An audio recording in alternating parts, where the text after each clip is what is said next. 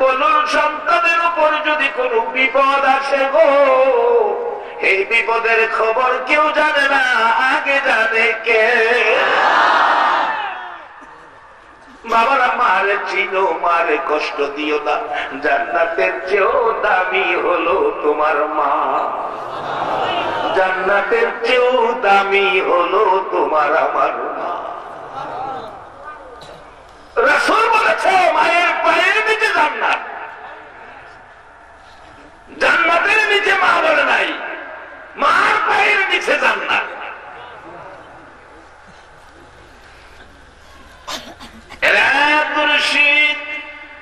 কেন জানি সকাল থেকে আমি মার কলিজায় আগুন লেগে গেছে।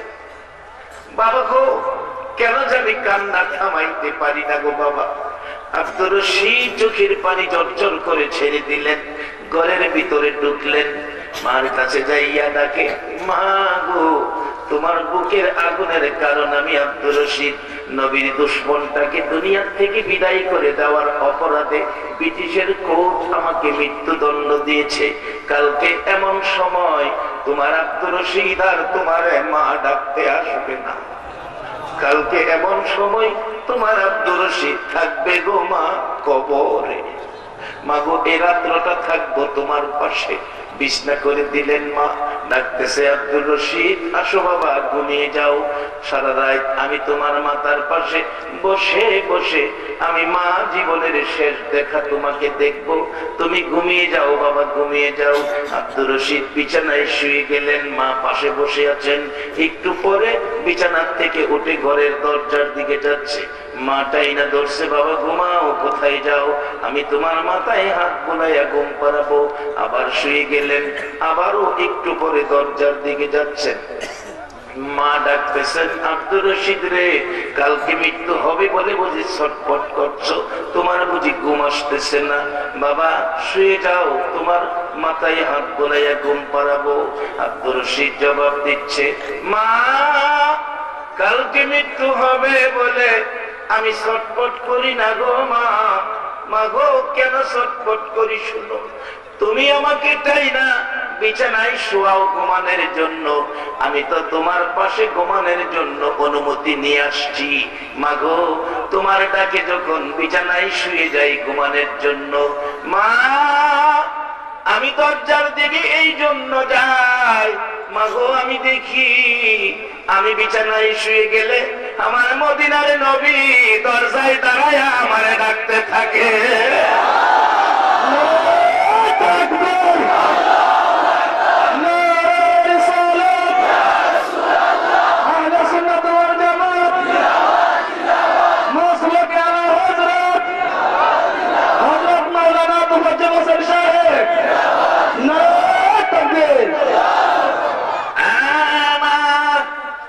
আমার মদিনার নবী ঘরের দরজায় দাঁড়ায় আমারে ডাকে, আব্দুর রশিদ রে, এই বিছানায় ঘুমাইস না, আমি রাসূলের জন্য জীবন দিলি, আমি রাসূল মদিনার থেকে এসেছি তোকে নেওয়ার জন্য রে আব্দুর রশিদ, এই বিছানায় নয়, আমি রাসূলের পাশের বিছানায় ঘুমাবি। বাবারা, সেই মুসলমান আমরা, সত্য কথা বলবো, জীবন যাইতে পারে, মিথ্যা কথা বলতে মুসলমান পারে না। একবার বলুন আল্লাহু আকবার।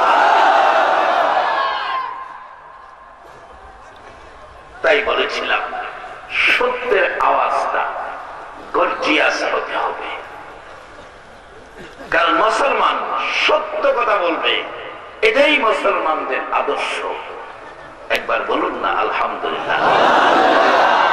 বাবা বিছানার ব্যবস্থা করতে পারলে দাও, লোকেরা বসো একটা রাত্র আল মদিনা মসজিদের পক্ষে, মদিনার ভালোবাসাই দেখ, এই রাত্রটা যদি কবুল হয়, আব্দুর রশিদের মতো আমার নবীর দিদার নসিব হয়ে যেতে পারে।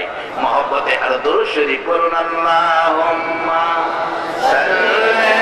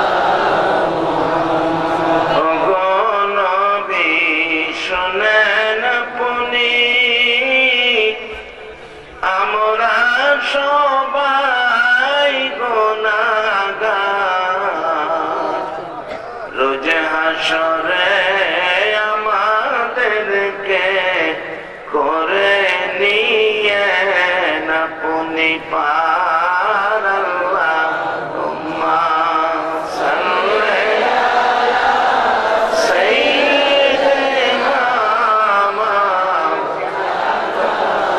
मुहम्मद व अला आलि सय्यिदिना मौलाना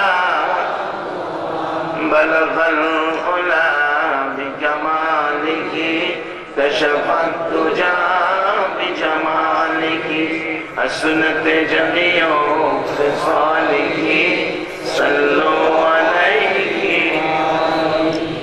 সম্মানিত মুসলিম জনতা, আমাদের 2 নং বুলুবীর সম্মানিত চেয়ারম্যান সাহেব আমাদের কাছে এসে পৌঁছে গেছেন। সম্মানিত চেয়ারম্যান সাহেবকে ওয়াজ পরিচালনার কমিটির পক্ষ থেকে, পশ্চিম রিয়ারকুল এলাকাবাসীর পক্ষ থেকে আসন গ্রহণ করার জন্য সবিনয় আহ্বান জানাচ্ছি। সবাই বলুন মারহাবা। সম্মানিত চেয়ারম্যান সাহেব উপস্থিত হয়েছেন, উনি ওনার আসন গ্রহণ করে অলঙ্কৃত করেছেন। সকলে আবারও বলুন মারহাবা। বাবার আসুন, আমি আলোচনার দিকে যাই। কষ্ট হলেও যে যেখানে বসছেন আর যেন টানাটানি না করতে হয়, কারণ সময় কিন্তু চলে যাবে। আমার কথার বলার উদ্দেশ্য ছিল এই নামটা মসজিদ আল্লাহর ঘর, নামটা হয়েছে মদিনাওয়ালা। সেই মসজিদের পক্ষ থেকে আয়োজিত মাহফিলে আজকে যারা আমরা বসেছি, যেই জায়গাটায় বসেছি এই জায়গাটার কথা রাসূল বলেছেন, যেখানে কোরআন হাদিসের আলোচনা হয় এই জায়গাটা বেহেশতের বাগান হয়। আমি আপনাদের কাছে এটাই জানতে চাইছিলাম, আমার নবীর কথা সত্য না মিথ্যা? তাহলে আপনারা এখন কি বেহেশতের বাগানে বসা? একবার আলহামদুলিল্লাহ। অনেকে কইবেন হুজুর আমরা তো কিছু মানুষ আছি নামাজই করছি না, আমরাও কি বেহেশতের বাগানও জায়গা দিছে? বাজারেও আমরা আখিরি নবীর উম্মত। কোন নবীর উম্মত? আমরা এই নবী না হইলে কি বেহেশত হইতো? এই নবীর উম্মত বেহেশতের বাগানে যাইব, এটা কোনো ব্যাপার হয় না।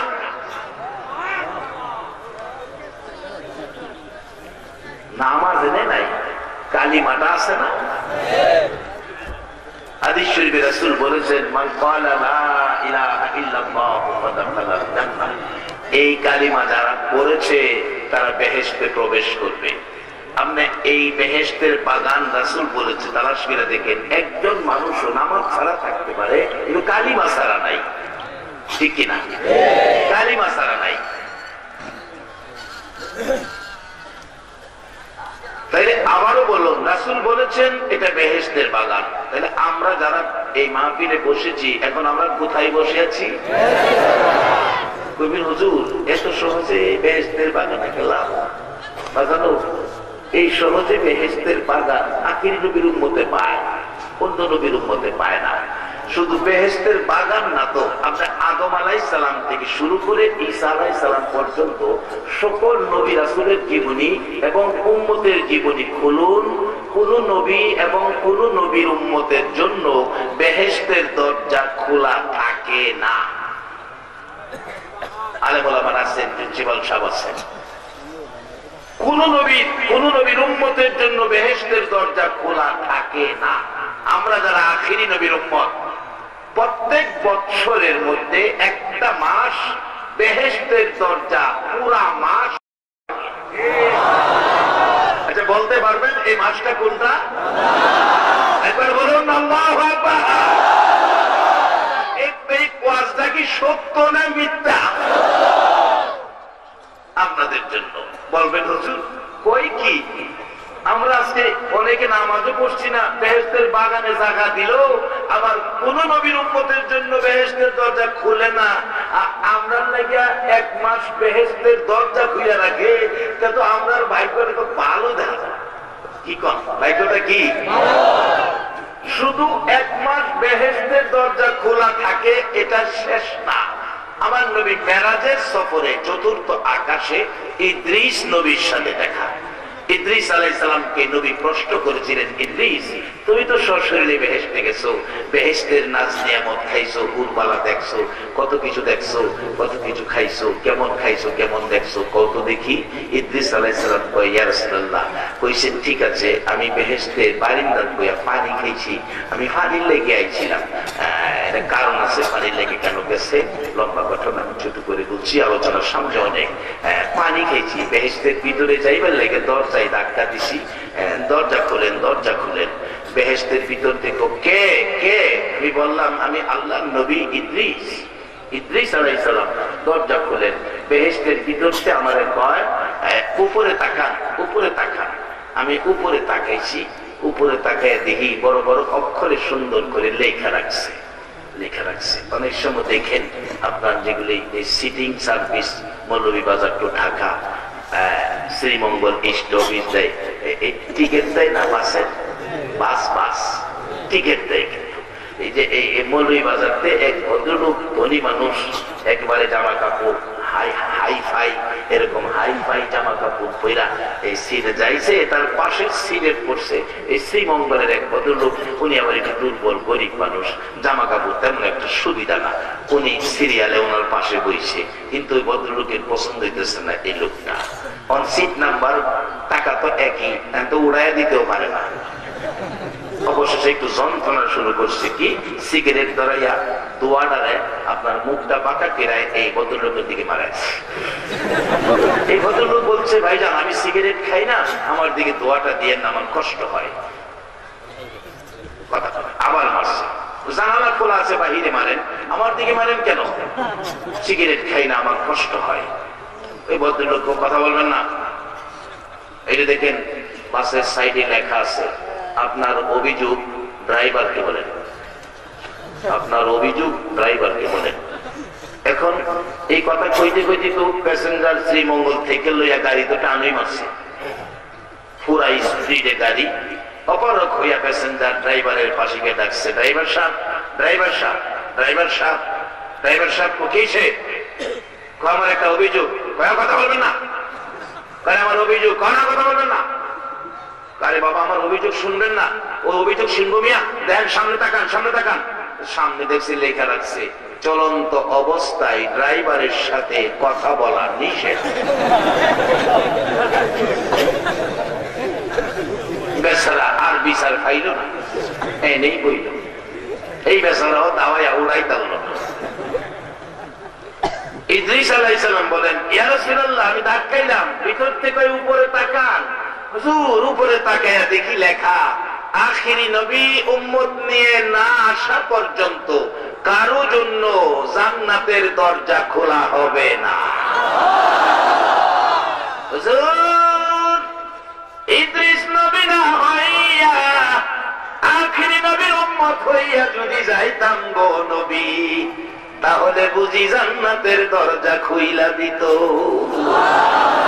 নবীজির গোলামের, নবীজির গোলামের কোনো চিন্তা নাই। চলো নবীজির জান্নাতে মদিনাতে যাই, চলো নবীজির জান্নাতে মদিনাতে যাই। কে কে যাবে মদিনায়, মদিনাতে কান্দে নবী উম্মতের মায়া। কে কে যাবে মদিনায়, মদিনাতে কান্দে নবী উম্মতের মায়া। তিনি রজনী কান্দেন যিনি, তিনি রজনী কান্দেন যিনি শুয়ে রোয়া যায়। চলো নবীজির জান্নাতে মদিনাতে যাই, চলো নবীজির জান্নাতে মদিনাতে যাই।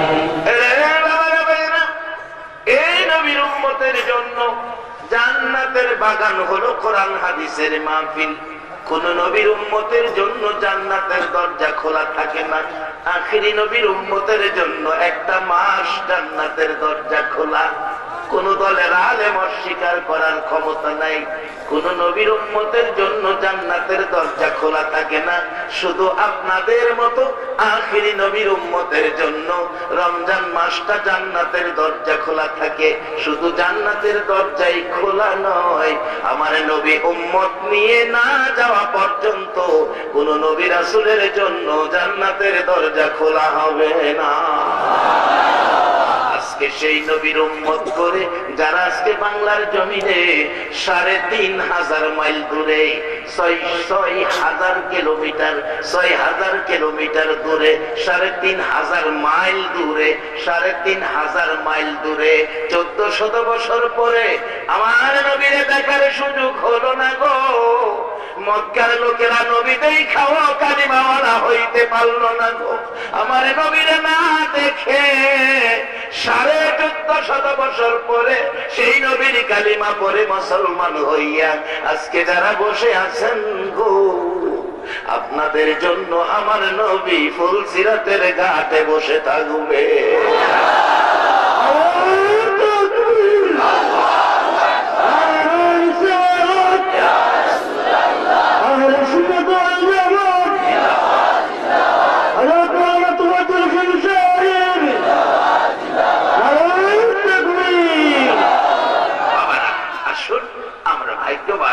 আজকে যারা মাহফিলে বসে আছি, মাহফিলটা মসজিদের উদ্যোগে।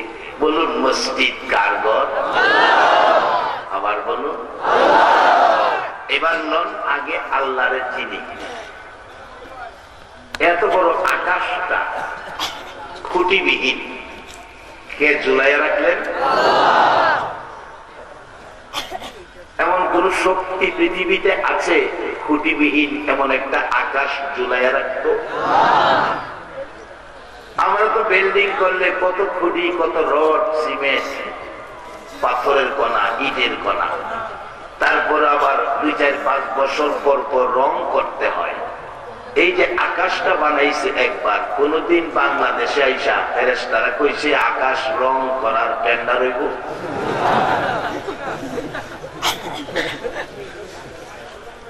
একবার যে রং কইরা দিছে, এই রং কিয়ামত পর্যন্ত চলবে। এবার আসুন, মাছ কত প্রকার বানাইছে, এটা কার লাগে বানাইছে? আল্লাহ খাইতো না বান্দা খাইতো? এর একটা মাছ বানাইবার ক্ষমতা কি আমরা আছে? রাখলাম মাছ। এবার আসুন ফল ফলাদি, কত জাতের ফল ফলাদি আমাদের বাংলাদেশে। আল্লাহ কয় বাংলাদেশের ফল খায়া তোমার তৃপ্তি আসে না, তোমার জন্য বিদেশ থেকে ফল ব্যবস্থা করে দিছি। যেমন মালটা, আজ থেকে ৪০ বছর আগে মালটা নামের ফল বাংলাদেশের মানুষ চিনত? আল্লাহ কয় সব ব্যবস্থা করতেছি। দেখেন আঙ্গুর নাম শুনছি শুরু সময়, খামদুরের কথা দেখছিও না, আর এখন আঙ্গুর শুধু খাটো বাজারেই পাওয়া যায়। কি খাবে? আল্লাহ কয় খা, সাদাটা ভালো লাগে না, কালাটা খা। কালাটা ভালো লাগে না, আরেকটা আছে না লাল, লালটা খা। আচ্ছা, এইভাবে সিস্টেম করে আমরা সুখ শান্তির জন্য এই ফায়সালাতে করলেন। বলুন এই মালিকটা কে?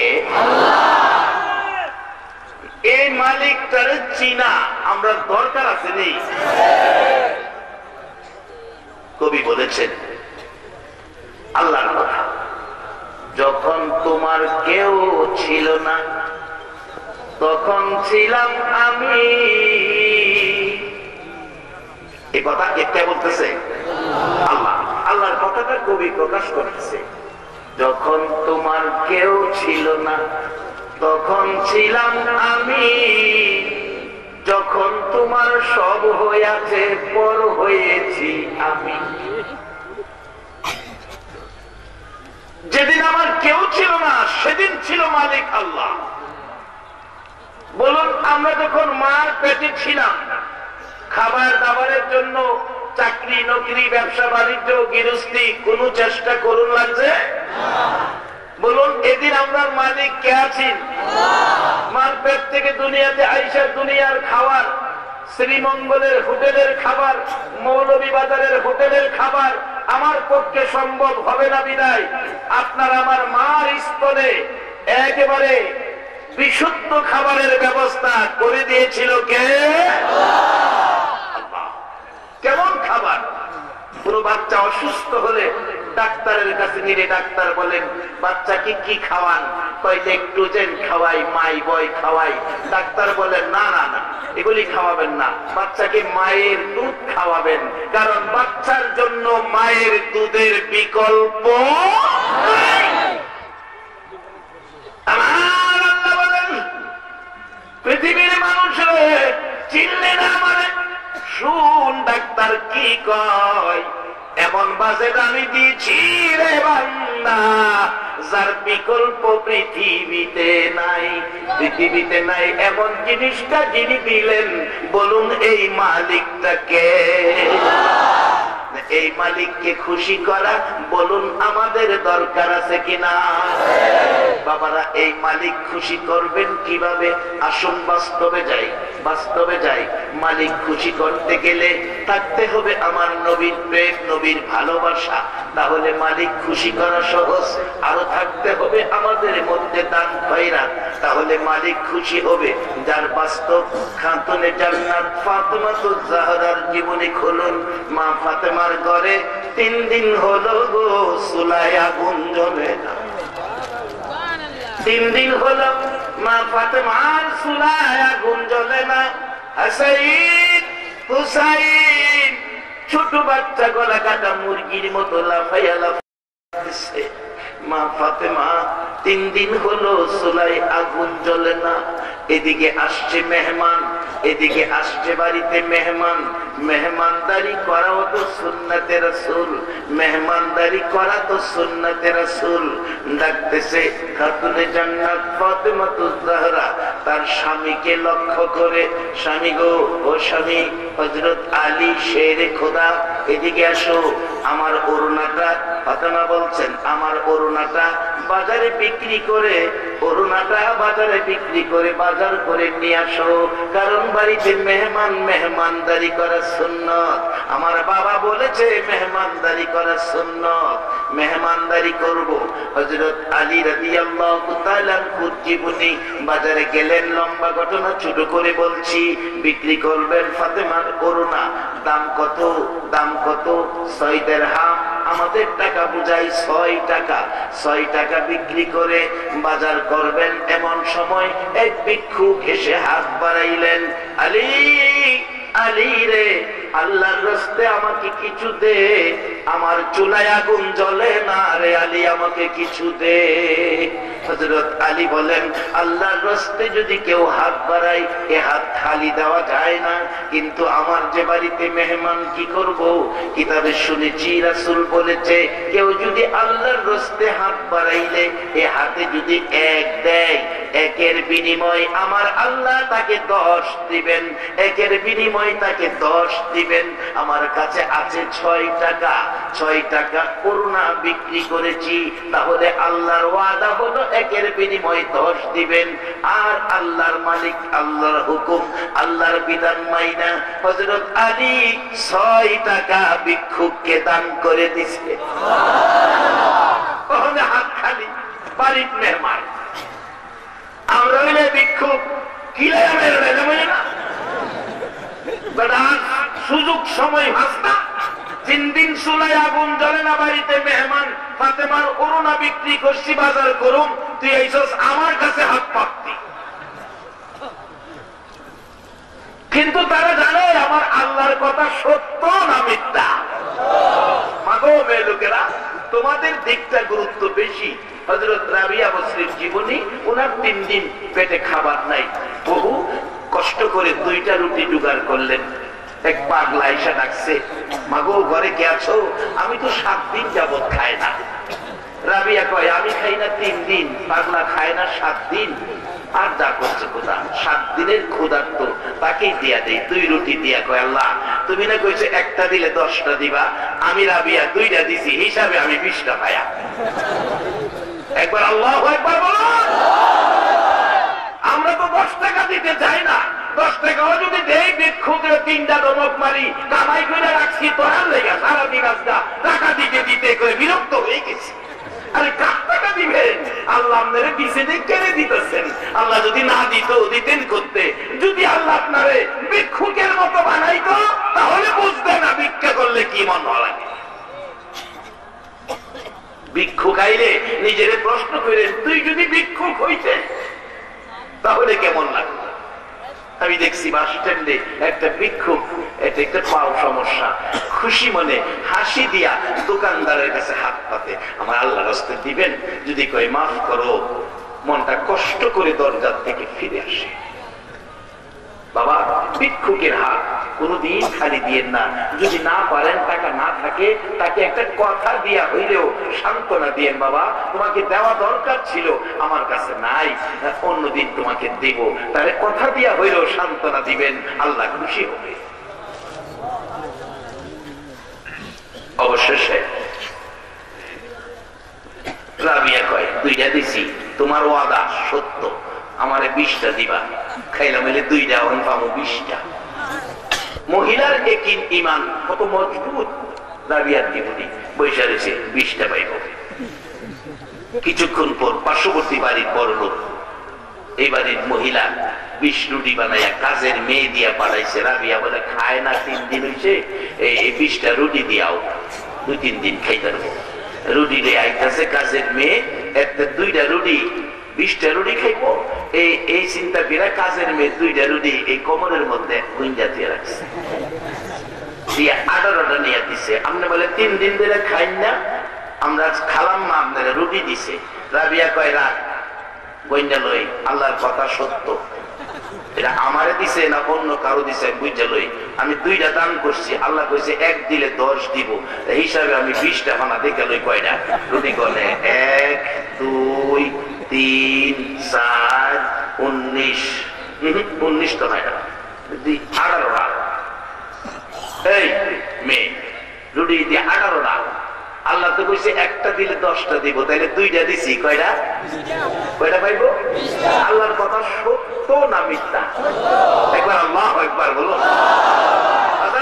আল্লাহ সবকিছু আমাদের জন্য সিস্টেম করে রাখছে, আমরা নিতাম পারতাছি না, তো নিতাম পারতাছি না। আল্লাহ কোরআনে বলছে ওয়াইযা সাআলাকা ইবাদি আন্নী ফাইন্নী করিব।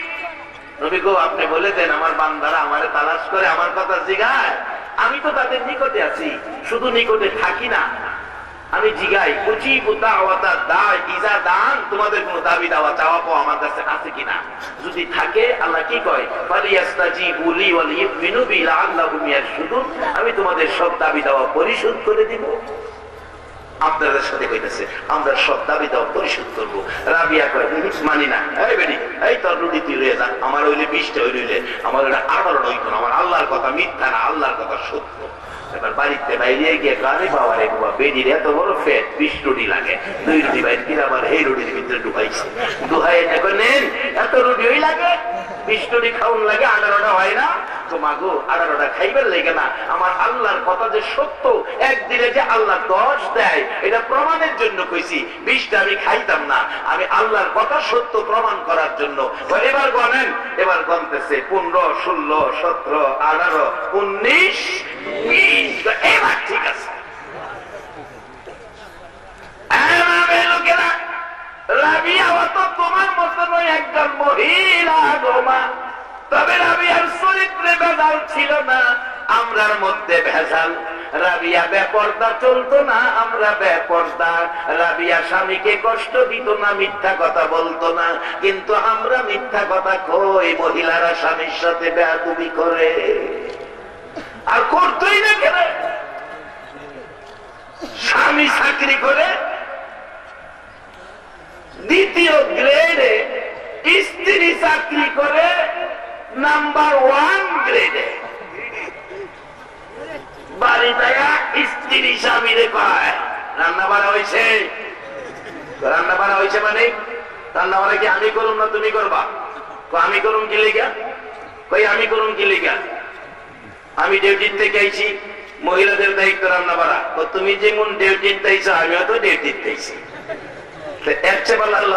মুড়ি খাইয়া ঘুমায়।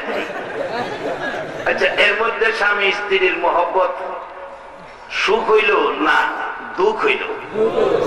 মন্ডাবিরা খাওয়ানোর সুযোগ পাইল না। খালি মহিলারা দোষ দিয়েন না, মহিলারা একটু সুযোগ দিয়েন। এই বেচারির চাকরি করে পয়সাও খাইতেন চাইবেন, এই বেচারির হাতের ফাঁকও খাইতেন চাইবেন, অত আশা করেন না।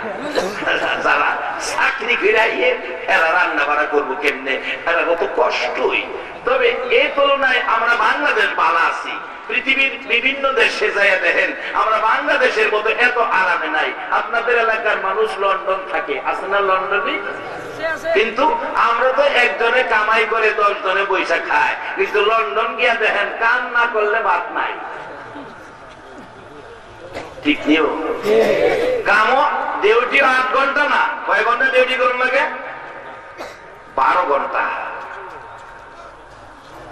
মালদ্বীপ গেলাম মাহফিলে, মালদ্বীপ 12 ঘন্টা ডিউটি, রান্নার সুযোগ নাই, হোটেলতে খায়া ঘুমায় থাকে।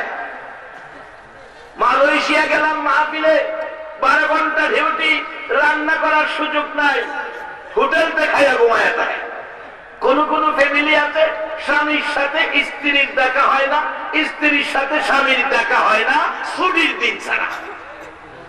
বাবা মারে একসাথে ছেলে মেয়ে দেখে না ছুটির দিন ছাড়া। বাবা কই মা কই, ছেলেরা কই থাকতো না। এই তুলনায় আমরা বাংলাদেশের মানুষ অনেক শান্তিতে আছি, কি বলেন ঠিক কিনা? প্রশ্ন আসবে, হুজুর আমরা শান্তির কারণ কি? কারণটা কই? একটু লম্বা হয়ে যেতেছে, কষ্ট হইব। কারণ হইল এই দেশের প্রতি, বাংলাদেশ পূর্বাঞ্চল, পৃথিবীর পূর্বাঞ্চলের প্রতি নবীর একটা সুনজর আছে। নবী বলেছেন, মধ্যপ্রাচ্যে সকল নবী রাসূলের জন্ম, পূর্বাঞ্চলে কোন নবী রাসূল নাই, পশ্চিমাঞ্চলে নবী রাসূল নাই, কাজেই মধ্যাঞ্চলে সব নবী রাসূল। পূর্বাঞ্চলে ইসলামের কাজ করবেন আল্লাহওয়ালারা, আল্লাহর ওলিরা। রাসূল বলেন, আমার নাকে পূর্বাঞ্চল থেকে আল্লাহওয়ালাদের ঘেরান আমার নাকের মধ্যে লাগতেছে। আমার নবী মসজিদে নববীর ছাদের উপর দাঁড়াইয়া আমাদের দিকে নাকটা ঘুরাইয়া নাক মোবারক দিয়ে ঘেরান টানতেন। সাহাবায়ে কেরাম আরজ করতেন, ইয়া রাসূলুল্লাহ কিসের ঘেরান নিচ্ছেন? পূর্বাঞ্চলে আমার আল্লাহর ওলিদের ঘেরান আমার নাকে লাগতেছে, তাই আমি সেই দিকে তাকিয়ে আছি। সাহাবায়ে কেরাম বলতেন, ইয়া রাসূলুল্লাহ যেই দিকে রাসূল ঘেরান নেই, আমাদের জন্মটা যদি সেই দিকে হতো। কারণ মক্কায় জন্ম হয়েও অনেকে কালিমাওয়ালা নবীর উম্মত হতে পারে নাই, কাফের হয়ে গেছে। নবীর মহল্লায় জন্ম হইয়া আবু জাহেল ঈমানওয়ালা হতে পারছে না, কাফের হয়ে গেছে। আর আমরা 3500 মাইল দূরে 1400 বছর পরে বাংলাদেশে নবীকে একটা নজর না দেখে কালিমা পড়ে মুসলমান হয়ে গেছি।